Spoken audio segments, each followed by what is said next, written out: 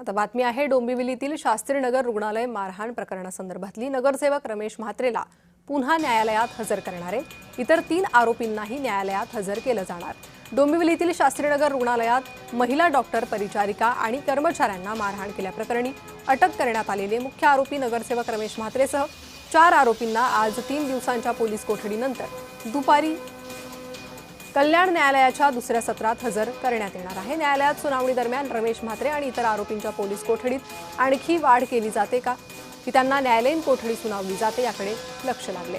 Doctor आणि वैद्यकीय कर्मचाऱ्यांना मारहाण केल्यानं राज्यभर संताप व्यक्त झाला आहे।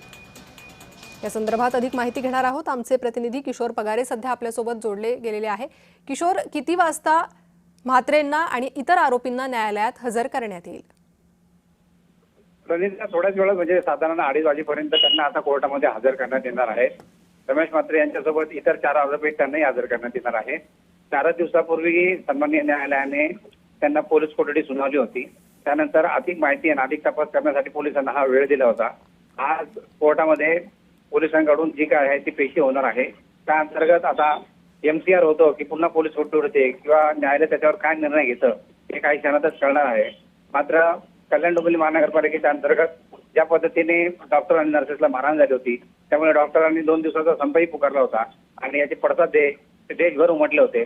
यानंतर आता मुख्य कोर्टाची भूमिका काय आहे हे आज स्पष्ट होईल। रणिता, अगदी किशोर, आणि या सुनावणी संदर्भात अधिक माहिती तुमच्याकडनं घेत राहू। तुर्तास धन्यवाद।